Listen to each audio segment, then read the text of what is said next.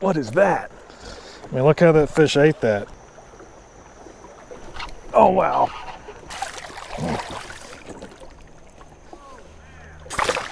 Hello there, and welcome everyone. In this video, I'm going to talk about the kayak that I use for creek and river fishing, and the features this kayak has that I really like. First, the kayak is made by Ocean Kayak. That's a Johnson Outdoors company, and this is the Caper series. The Caper has been around for over 20 years, and it hasn't changed a whole lot in that time. It was actually around before they started making fishing kayaks, so this technically is not a fishing kayak, and I really wouldn't recommend anyone buy this kayak. So why am I using it? Well, let's take a look at some of the specs real quick. The Caper is 11 feet long, 31 inches wide, and it weighs 51 pounds. I'm 6 feet tall and weigh around 200 pounds, so 11 feet for me is the perfect length for creek and river fishing.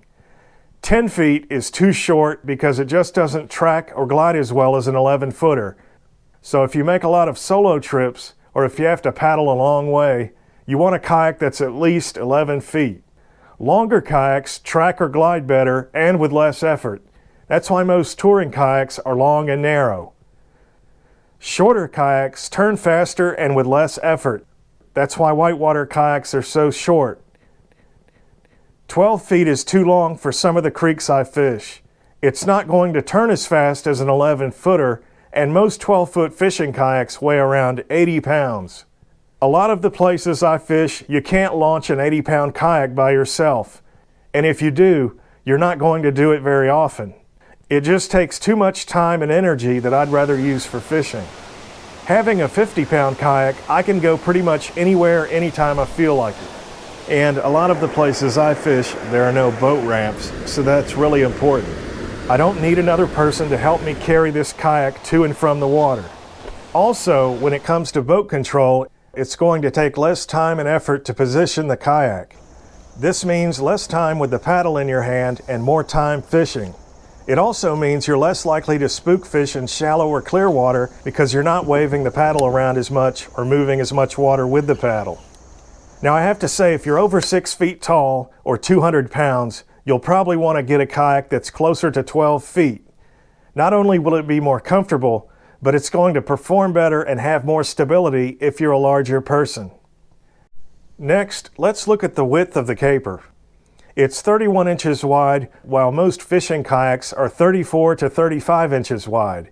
The Hobie Pro Angler is actually 36 inches wide, but it weighs 105 pounds. So obviously the wider kayaks are going to be more stable, but that stability comes at a cost, the most obvious being weight. You're basically adding about 10 pounds per inch to the kayak. So how much stability do you really need to stand and fish? Well, that depends on the angler, the size and weight of the angler, and their skill level. Again, I'm 6 feet tall and weigh around 200 pounds. I have no problem standing and fishing from the Caper, but I've been doing it for over 15 years. If you're over 6 feet tall or 200 pounds, you'll probably want a kayak that's at least 34 inches wide. If you're new to kayak fishing and you want to stand and fish, you'll need a kayak that's at least 34 inches wide. Some of the less obvious costs to kayak width are speed, power, and endurance. Even if you have a longer paddle, a wider kayak will be more difficult to paddle and won't cut through the water as fast as a narrow kayak. Since the Caper is only 31 inches wide, it tracks better than most 11-foot kayaks. You also have more power and greater endurance because it's relatively narrow. But this is something you probably won't appreciate unless you paddle upstream a lot into really strong current. The Caper only weighs 51 pounds, and again, it's relatively narrow compared to most fishing kayaks, but it's also not made as well. The Caper is a compact sea kayak and was originally designed to be used in the ocean, so the hull is relatively thin. After about the second or third year of heavy use, you're constantly welding on the hull near the stern to keep water out. And if you've been using kayaks for very long, you've probably seen one of these, or maybe you own one. This is a welding iron, and this is how you fix the hull of your kayak. Once this iron gets hot, you just hold it against the plastic until it melts. and then spread the melted plastic against the hull with the welding iron. And when this patch wears out, you can weld more plastic to the hull in this area, but eventually the hull starts to wear out around the scupper holes, and you can't really repair those areas on the caper. And that's because you can't weld plastic to the inside of the scupper hole, so it just comes right off. You're also sitting over this area, so your own weight is constantly grinding the hull into the bottom of the stream, which is mostly rock. And any kind of patch in this area is just going to come off. At that point, it's pretty much time to get a new kayak anyway, because chances are other parts of the hull have worn pretty thin, and the hull could crack if that spot hits an object hard enough, or if you drop the kayak on that part of the hull. I can tell you from experience that it doesn't take a big crack to sink a kayak. That's why I always carry a roll of black Gorilla Tape just for emergencies, and I recommend you get a roll just in case. The kayak does not have to be completely dry for it to hold, but that does help. It's extremely strong stuff, and it will get you back to the takeout if your kayak has a crack or develops any kind of leak. And you can also wrap your drag chain with the black Gorilla Tape if you have one. So let's talk about some of the other things I like about the caper. Dry storage inside the bow.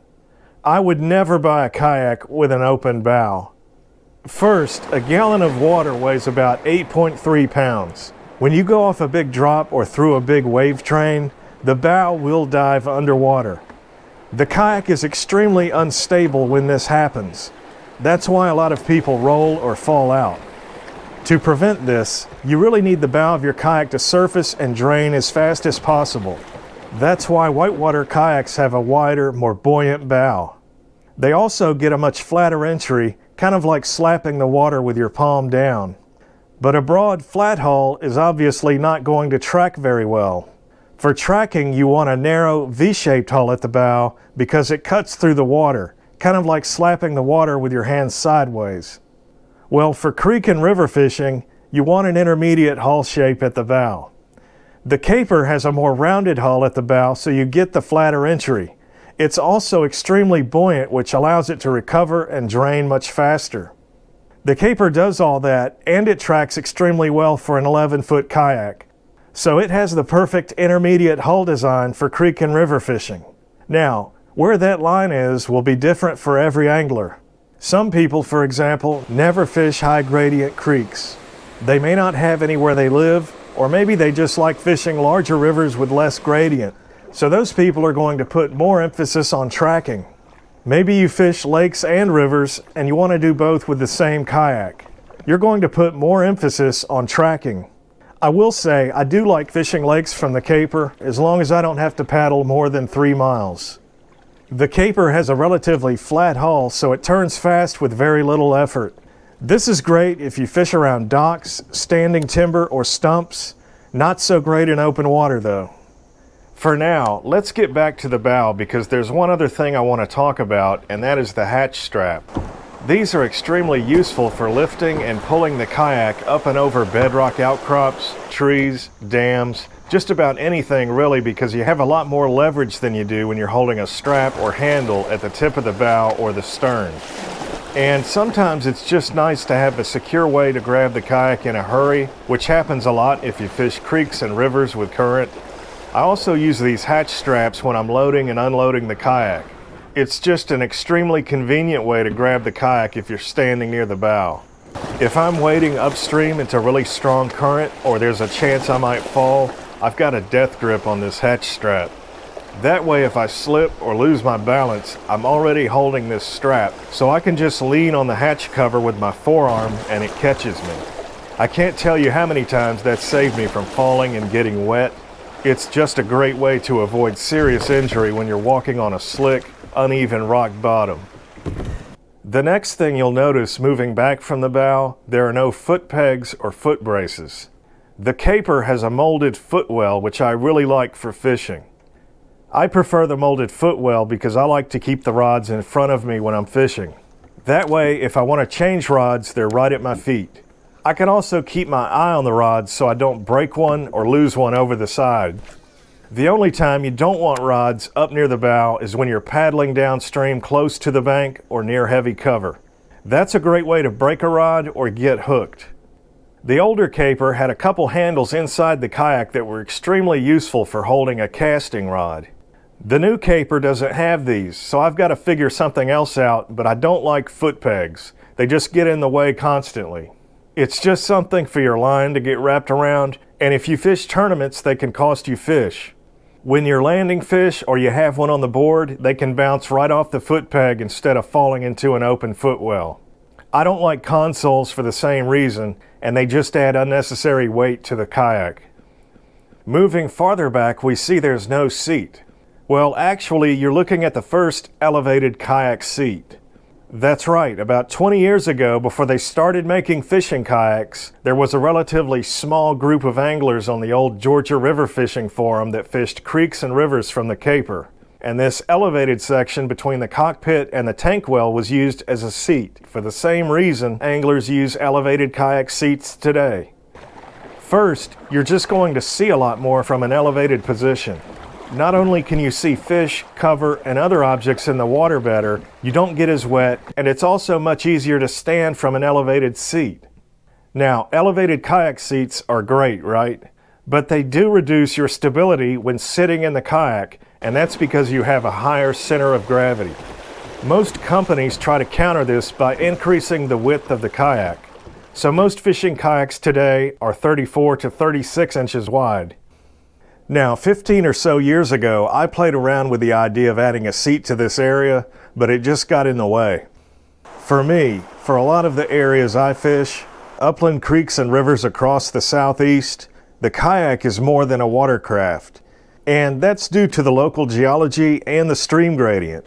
You have a lot of shoals and shallow water with more rock between the shoals, so to get to some of the more productive areas, you have to get out and drag or push your kayak. This means you're constantly getting in and out of the kayak, especially when the water is low. And for me, it's just a lot easier to do this without a seat. I do fish from the kayak, but I prefer to stand and fish whenever possible.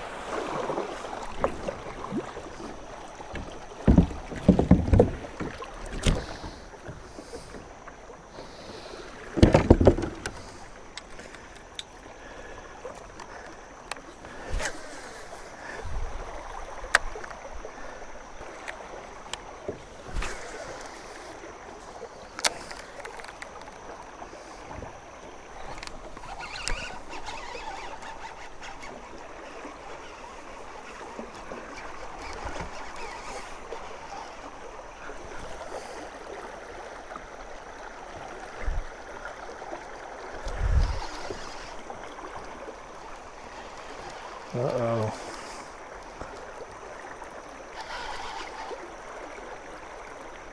I don't know what kind of hooks they put on these spin bombs.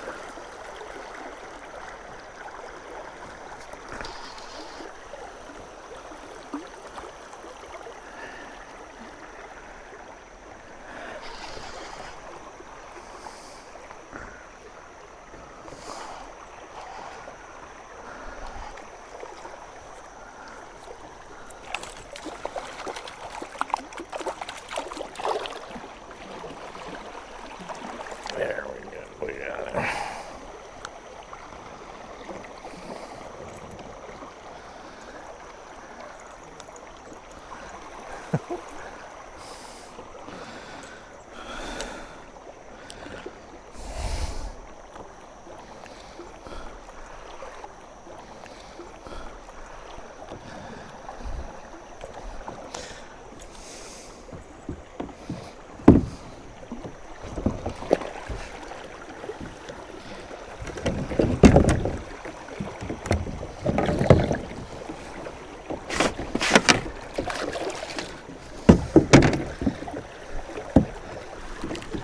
And he's probably about 16 inches with the mouth closed, but that's another Alabama bass on the Justin Lucas spin bomb. Not really a fan of baits with plastic props, but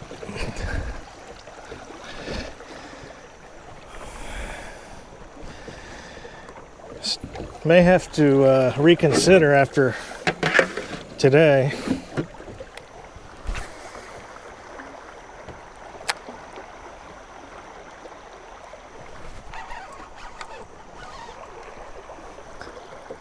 Boy, they're close to the bank over there.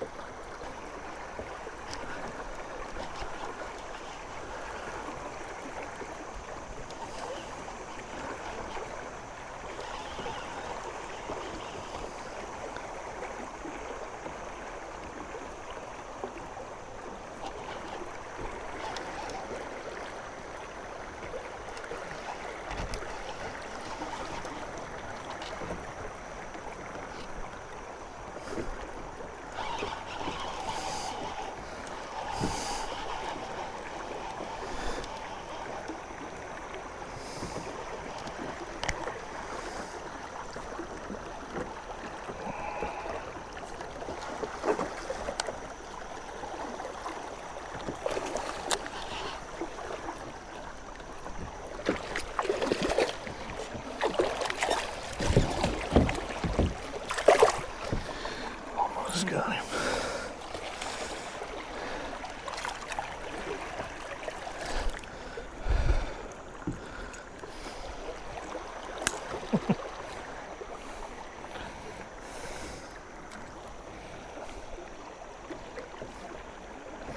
Man, the Justin Lucas spin bomb doing work, folks.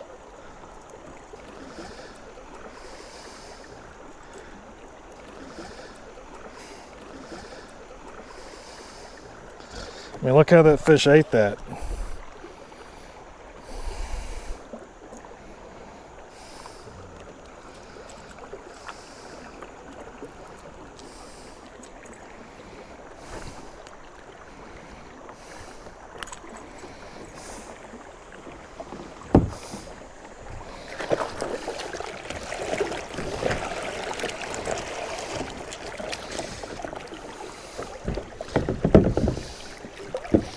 This one's got to be closer to 18.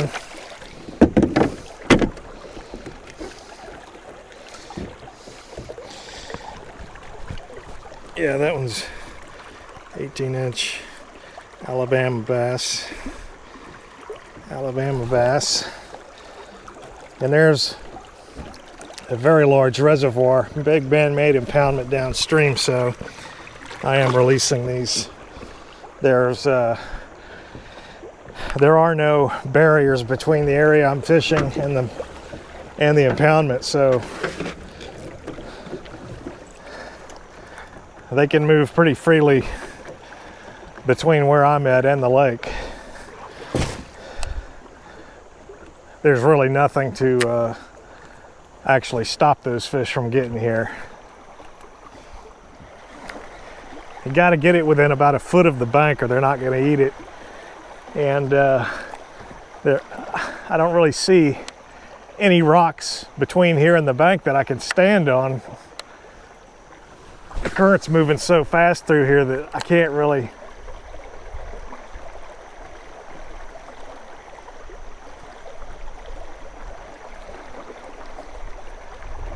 get any closer to the bank. I'd like to.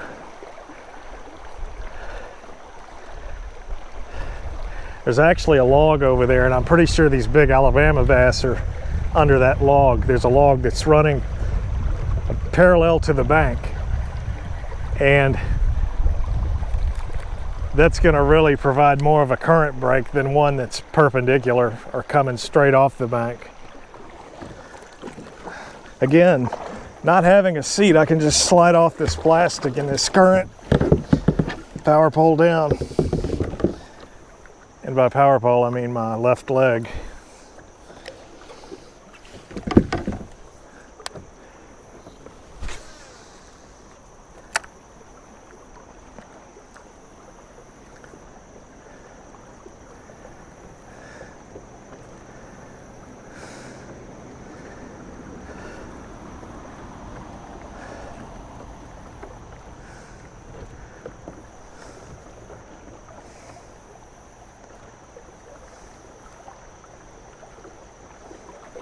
Oh wow. I've got a lot more respect for Justin Lucas now.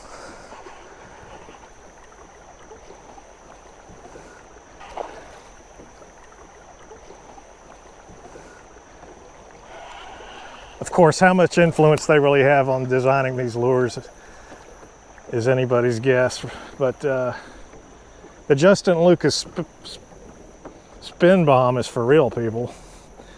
I thought these little plastic blades were just a joke. You know, I'm kind of old school. I like metal blades, especially when you're throwing around rock. But this little spin bomb is for real. These fish are getting the front treble, so that's pretty legit. Again, that's probably a Alabama Bartram's hybrid, but I am going to release it because there's literally probably millions of these in the impoundment downstream, and they can just move freely between the impoundment and this section of the river.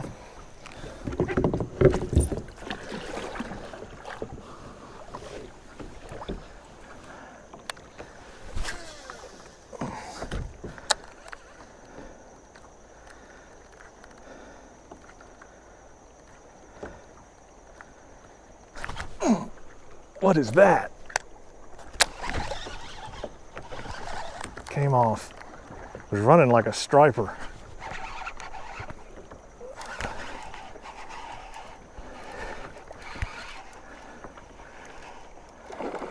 No, it is just a foul hooked Bama bass, a big one.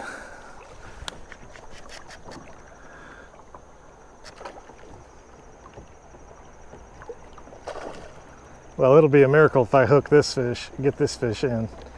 He is hooked in the back.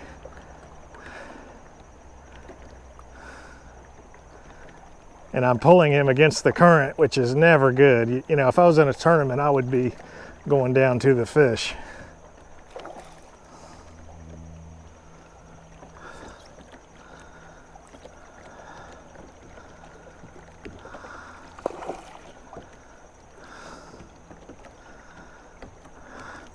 It's not a giant, but it's the biggest one of the day. It's probably pushing 20 inches.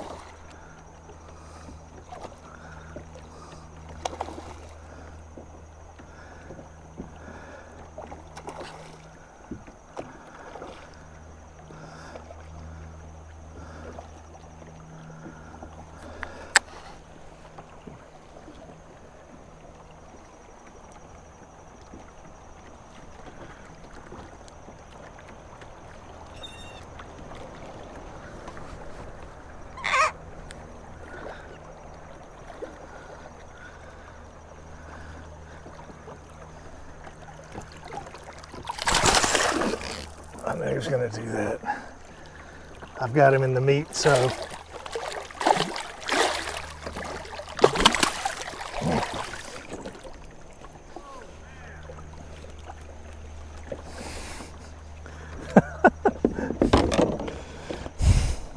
he's probably 19 inches or so. You can see where he was hooked right there in the meat.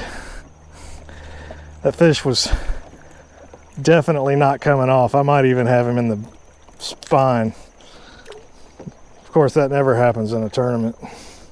They always pull off. But that's a nice Alabama bass.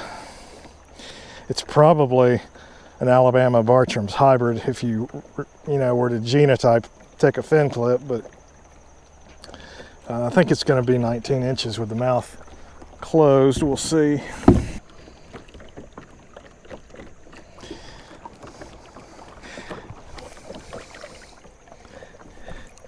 See you, buddy. I also spend just as much time, if not more, outside the kayak, wading and fishing. So there isn't a real big need for a kayak seat. And I know some people are going to say, can't you just fold the seat down? With an 11-foot kayak like the Caper, you don't have a lot of room. Not having a seat allows me to jump into the kayak and paddle from the seat well. If you've done very many solo trips, you know at some point you have to paddle or drag your kayak back upstream against the current. Some of the areas I like to fish have a lot of current, and again, that's usually due to the stream gradient. So the faster you can get back in the kayak and start paddling, the better. The seat well is the most stable area to paddle from, so it's also the safest. In fast water, you'll often see me jump into the seat well and paddle on one knee. For me, this is the safest and most efficient way to enter the kayak in areas with a lot of current. Another great thing about not having a seat is this kayak will go through pretty much anything. Thick brush, river cane, briars, palmetto bushes. I can carry my rods and paddle in one hand and drag this kayak through just about anything. It has an extremely low profile without a seat, so you can drag it up and over log jams, bedrock outcrops, dams. It really is an all-terrain kayak. Moving farther back to the tank well, the Caper has an extremely small tank well. I think it's probably the smallest tank well I've ever seen, and I'm okay with that. Having a smaller tank well limits the amount of water that can fill that space and weigh it down. That's really important with a short, narrow kayak like the Caper, because any additional weight at the stern really affects your stability. The Caper also has a relatively large molded skeg that helps the kayak track straight.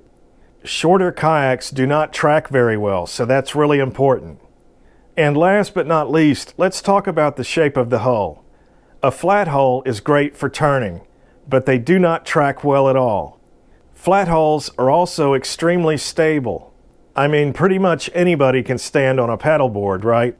But flat hulls and paddleboards are not stable in rough water. For tracking and rough water, you want a V-shaped hull design with a well-defined keel. That's why most fishing kayaks have a tri-hull design. The tri-hull or tri-form hull is an intermediate hull design between the flat bottom hull and the V-shape hull. So it's more stable and turns better than a V-hull, and it tracks better than a flat hull. Now, where that line is drawn is different on just about every kayak because anglers are going to have different needs based on where and how they fish. I will say the Caper has a great hull design for upland creeks and rivers.